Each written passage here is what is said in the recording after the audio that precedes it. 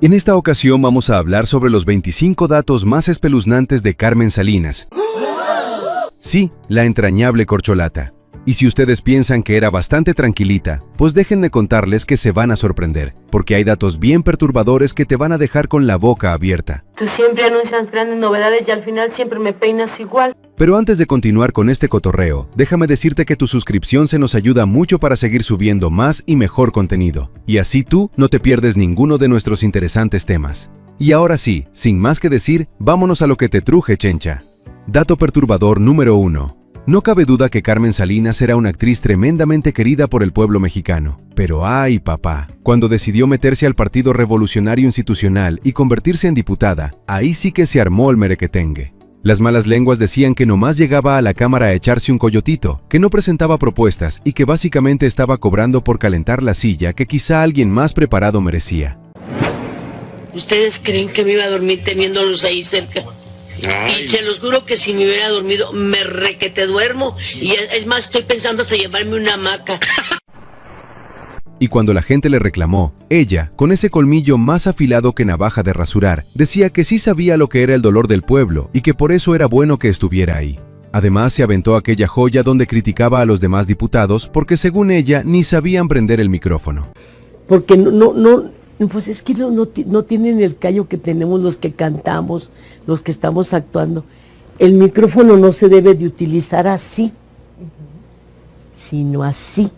Y cuando le preguntaron cuánto ganaba, Carmelita nomás se acomodó el peinado y soltó: yo gano más como actriz que como diputada, así que ni le busquen, chamacos.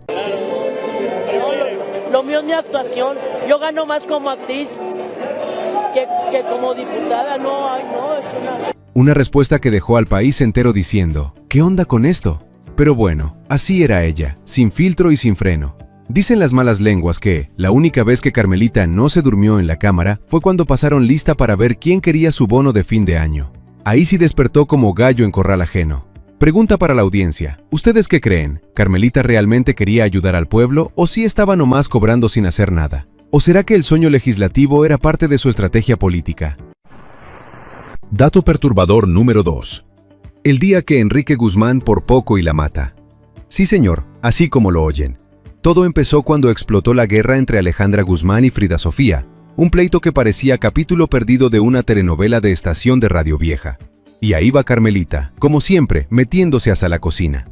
Ella declaró que a Frida Sofía lo que le hacía falta era amor maternal, y que si la muchacha quería cariño, pues que ella se lo daba sin problema. Ese comentario cayó peor que chiste en velorio, sobre todo para Enrique Guzmán.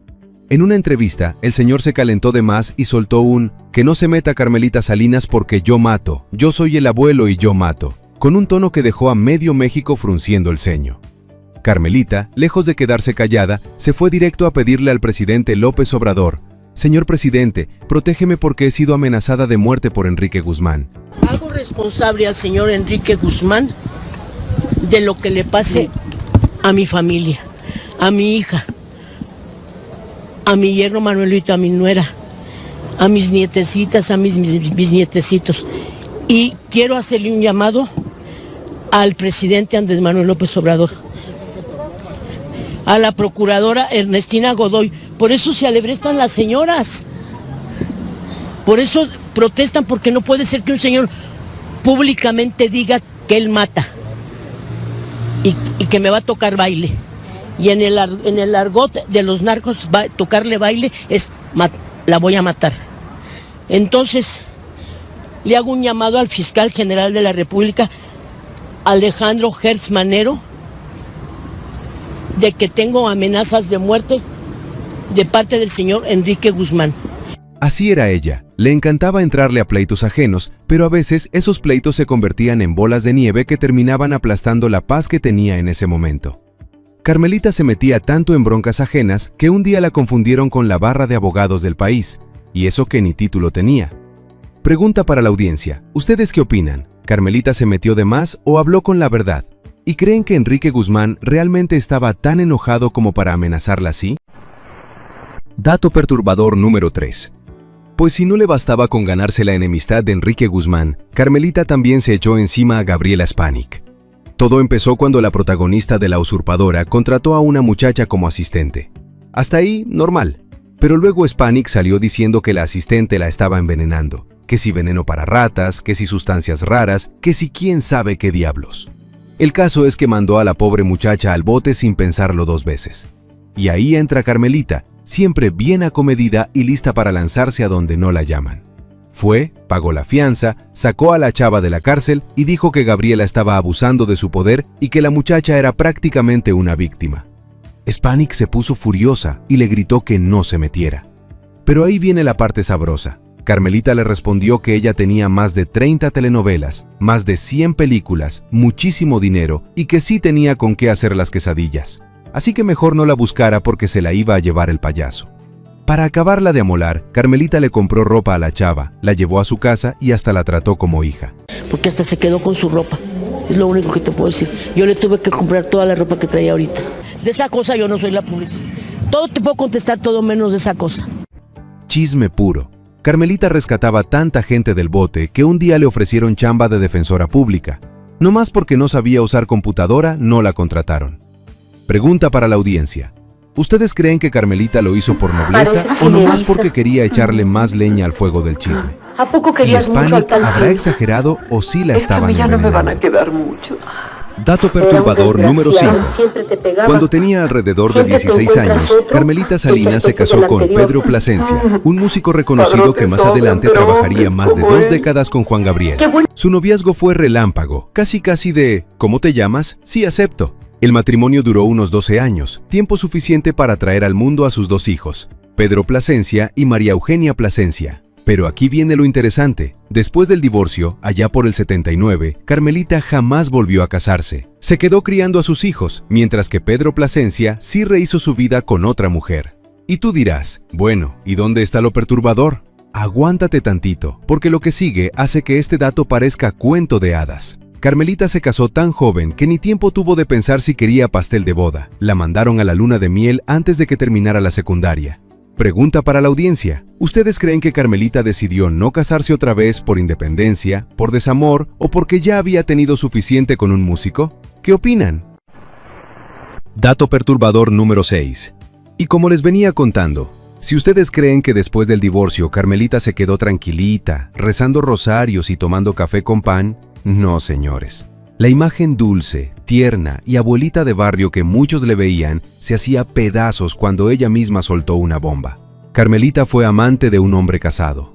Sí, así como lo oyen, fue la otra, la tercera en discordia, la corcholata oficial del señor. Ella lo decía sin pena, sin culpa y sin filtro.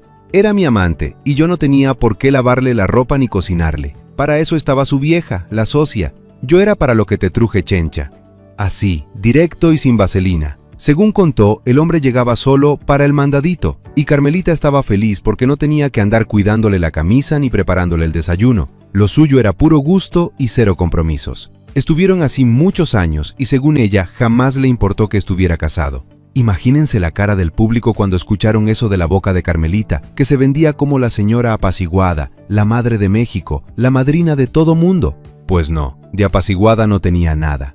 A la señora también le gustaba ponerle Jorge al niño, ahí donde la ven. Si Carmelita hubiera escrito un libro sobre ese romance, se habría llamado Recetas para el mandadito, sin tener que lavar ni un calcetín. Pregunta para la audiencia. ¿Ustedes qué dicen? ¿Carmelita vivía la vida moderna antes de que estuviera de moda o simplemente se pasaba las reglas por el arco del triunfo? ¿Le aplauden la sinceridad o les parece que se pasó de lanza?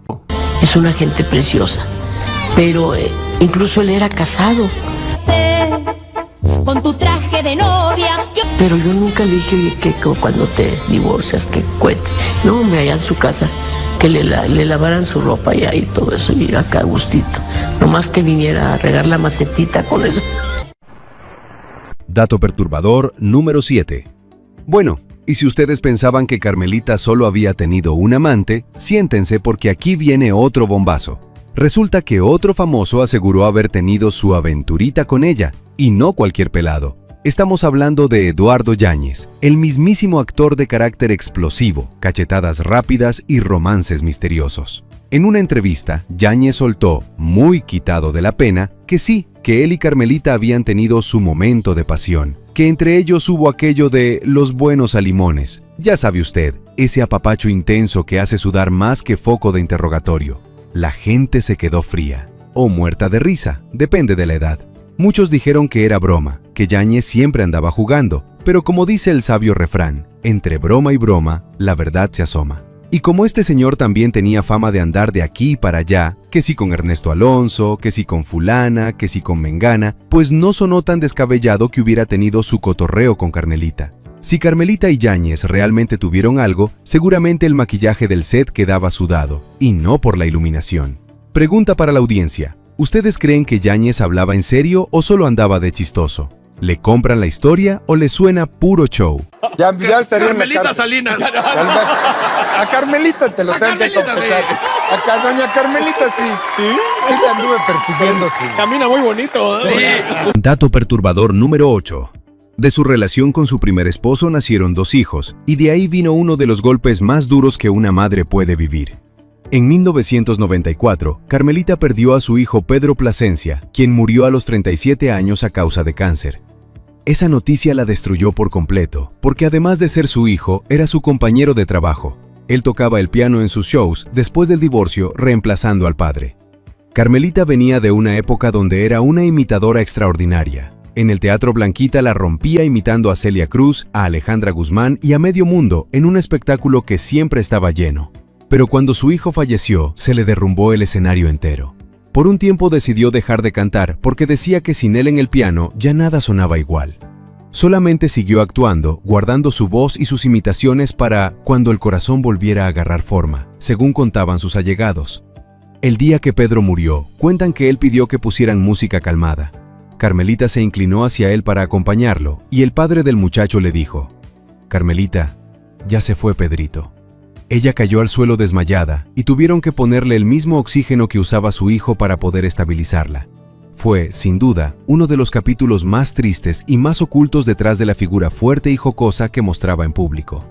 Pregunta para la audiencia: ¿ustedes creen que Carmelita logró sanar realmente esa pérdida o solo aprendió a vivir con el dolor? ¿Y sabían que alguna vez fue una imitadora tan popular en el Blanquita? Dato perturbador número 9. Carmelita Salinas tenía un amor desbordado por el fútbol, en especial por las Chivas de Guadalajara, aunque ella fuera orgullosamente de Torreón, Coahuila. Y todo empezó por su hijo Pedrito. Desde chiquito, el niño era fanático rojiblanco, y un día le pidió a su mamá una bandera de las Chivas. Carmelita, como buena madre consentidora, se la compró. Y desde ese día, ella también se volvió fiel seguidora del rebaño sagrado.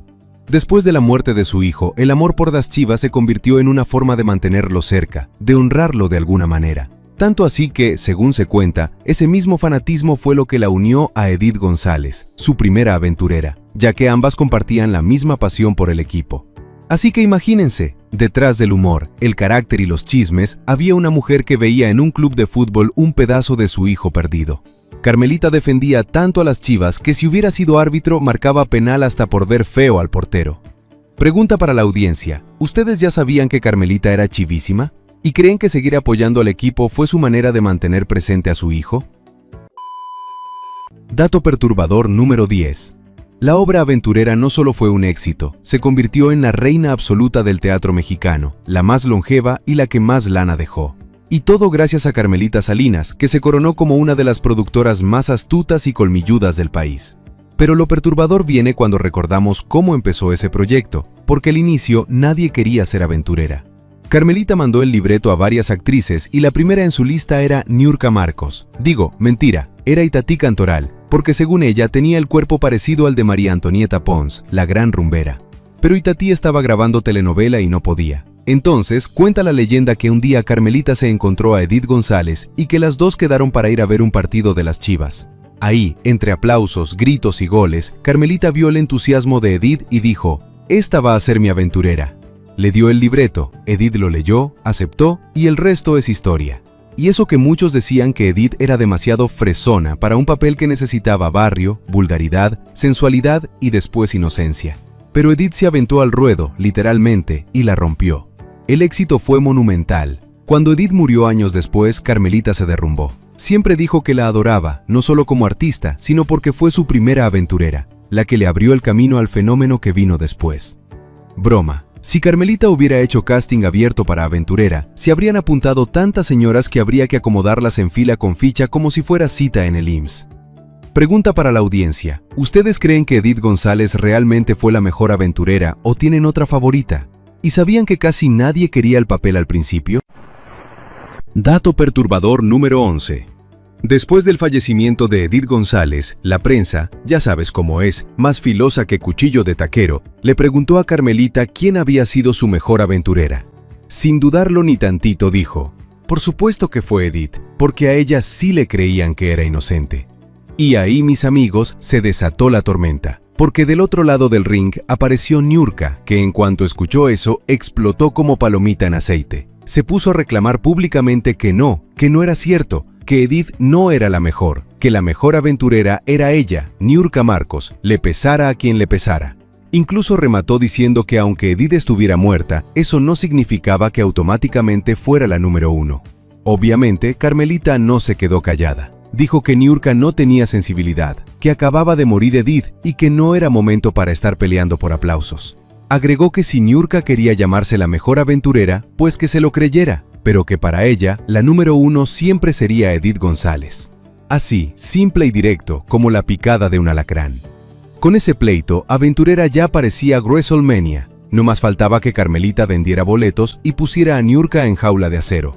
Pregunta para la audiencia. ¿Ustedes qué opinan? ¿Carmelita debió quedarse callada por respeto o hizo bien en decir lo que pensaba? ¿Y quién creen que fue la mejor aventurera de todas? Dato perturbador número 12. Durante la pandemia, Carmen Salinas se volvió tendencia, pero no por una telenovela, ni por aventurera, ni por un chisme de esos que soltaba como quien avienta confeti. Número. Esta vez se viralizó por una declaración desafortunadísima, de esas que nomás salen sin filtro. Resulta que Carmelita aseguró públicamente que el virus era culpa de los chinos porque comían murciélagos. Así, directo, sin evidencia, sin contexto y sin pensar en el terremoto que venía detrás. Obviamente, la declaración tronó en redes como cohete de feria. Le llovieron críticas de todos lados porque no había ninguna prueba de eso, y porque básicamente estaba repitiendo un rumor que en ese momento era puro chisme internacional. Después del escándalo, no le quedó de otra más que ofrecer disculpas, diciendo que no lo había dicho con mala intención y que sus palabras habían estado fuera de contexto. Aún así, mucha gente se burló, otros se indignaron y otros simplemente dijeron, «Ay, Carmelita, ¿otra vez?». Después de eso, la OMS la iba a invitar a explicar el origen del virus, pero se acordaron que era actriz y no epidemióloga. Pregunta para la audiencia. ¿Ustedes creen que Carmelita sí hablaba sin pensar o todo era por llamar la atención? ¿Y recuerdan cuando este comentario se hizo viral en plena pandemia? Dato perturbador número 13. Resulta que Carmelita siempre se presentaba como la mujer más humilde del universo, como la señora que apenas tenía para el cafecito y las galletas Marías. Pero la realidad era otra totalmente distinta. La doña tenía mucho dinero, y no porque lo dijeran otros, ella misma lo confesó. Según contó, había regalado casas a todos sus hermanos, uno por uno, como si estuviera jugando Monopolio versión Coahuila. También dijo que les compró apartamentos a sus nietos para que nadie batallara con rentas ni depas caídos a pedazos.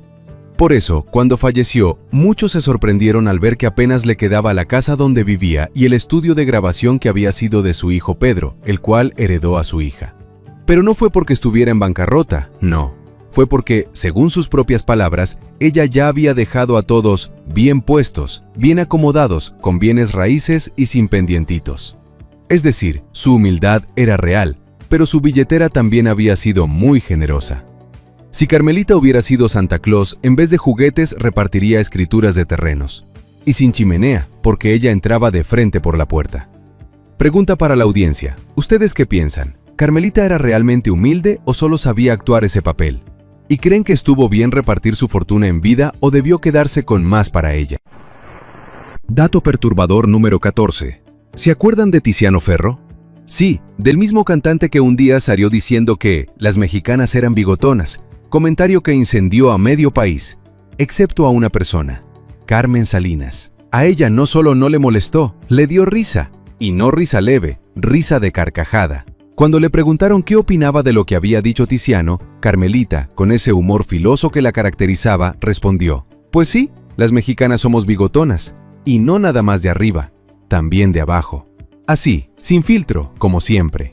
La prensa se quedó fría, el público se atacó de risa y Tiziano seguro no sabía si agradecerle o esconderse debajo del escenario.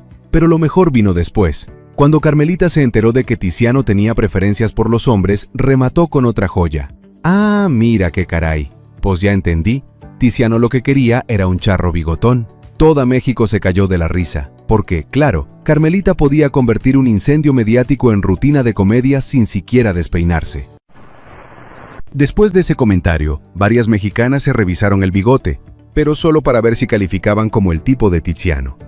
Pregunta para la audiencia.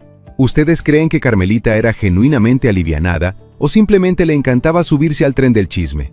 ¿Y qué opinan del comentario del bigote? ¿Humor o falta de filtro?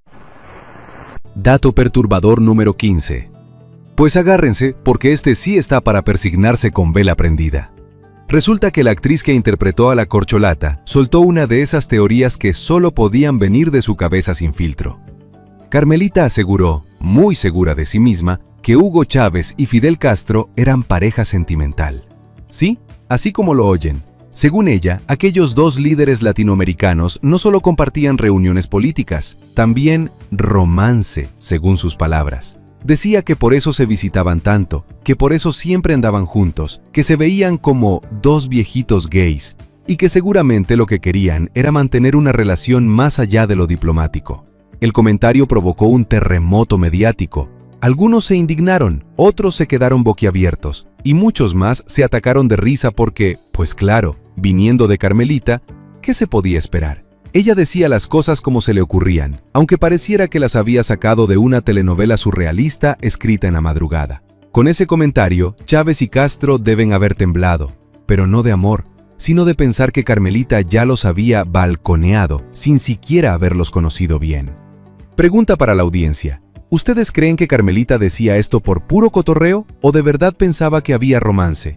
¿Y qué opinan? ¿Era humor, imaginación o nomás ganas de armar escándalo internacional?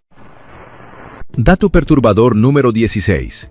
Su papel más recordado en el cine fue sin duda la corcholata. Ese personaje borrachito, simpático, desaliñado y lleno de chispa que interpretó en varias películas del cine de ficheras. Pero aunque ese papel la hizo famosa, también le trajo un enojo monumental. Un día, alguien la llamó la cocholata, mal pronunciado y en tono burlón, y Carmelita, que cuando quería tenía carácter de trueno, se ofendió y aclaró: «Mi nombre es Carmen Salinas, no la corcholata». Explicó que muchos compañeros se quedaban con el personaje que alguna vez les dio fama, que si a Carlos Bonavides lo seguían llamando Huicho Domínguez, que si a María Félix la llamaban la Doña, pero ella no quería cargar toda la vida con el apodo de la corcholata, por muy exitoso que hubiera sido el personaje. Y no porque renegara de su trabajo, sino porque no quería que la gente redujera toda su carrera a un solo papel. Para ella, la corcholata era un personaje más, no su identidad permanente. Carmelita decía que no era la corcholata, pero si le hubieran pagado regalías por cada vez que se lo gritaban en la calle, hoy tendría más propiedades que la infinidad de casas que regaló. Pregunta para la audiencia. ¿Ustedes creen que Carmelita tenía razón en molestarse o el personaje ya era parte inevitable de su legado? ¿Y ustedes la recuerdan más como actriz o como la corcholata? Dato perturbador número 17. Según palabras de la mismísima Carmelita Salinas, ella nunca buscó ser diputada. Así lo dijo, así lo repitió y así se defendía cada vez que le preguntaban por qué había entrado a la política si no sabía ni cómo funcionaban las iniciativas. Afirmó que no entendía la política, que no sabía de leyes, que no conocía procedimientos, pero aún así terminó sentada en una curul. Y aquí viene lo jugoso. Según decían las malas lenguas, no llegó por mérito propio ni por querer servir al país, sino porque amigos poderosos, entre ellos el licenciado Osorio Chong, la colocaron ahí prácticamente a la fuerza. Me hicieron diputada, decía, como si lo hubieran jalado del brazo para meterla al salón de clases sin querer estudiar. Para justificarse, contaba que convirtió su oficina en un consultorio social. Decía que llevaba doctores especialistas para revisar la vista de la gente y que regaló miles de lentes. Aseguraba también haber dado alrededor de 1000 sillas de ruedas y que en su carro siempre traía bastones por si veía a una viejita caminando con un palo de escoba y ahí mismo se bajaba a regalarle uno. Todo esto generó controversia porque la gente decía, si no entiende la política, ¿qué hace de diputada? Pero ella respondía que estaba ahí para ayudar, aunque pareciera que lo suyo era más labor social que labor legislativa. Si Carmelita hubiera llevado más tiempo en el Congreso, quizá la Cámara de Diputados acabaría pareciéndose más a un DIF que a un recinto legislativo. Pregunta para la audiencia. ¿Ustedes qué piensan? ¿Carmelita realmente ayudaba como podía o solo daba limosnitas para verse bien? ¿Y de verdad fue puesta a la fuerza por políticos poderosos?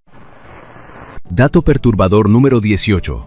El pleito con Juan Gabriel fue de esos chismes que huelen a pólvora y se prenden solitos. Resulta que el exesposo de Carmelita, Pedro Plasencia, que durante años fue músico del Divo de Juárez, terminó demandándolo. ¿La razón? Según Plasencia, Juan Gabriel lo despidió por viejo, así, sin anestesia. El maestro del piano se sintió humillado y decidió llevar el asunto a los tribunales, donde finalmente le ganó una buena cantidad de dinero al Divo. Y mientras todo México estaba choqueado viendo esa batalla legal entre dos figuras del espectáculo, Carmelita, desde su trinchera de humor y veneno, soltó una frase que se volvió inolvidable. Cuando se enteró de que su ex le había sacado una lana a Juan Gabriel, dijo entre carcajadas: «Ahora sí, dime, hasta que te conocí».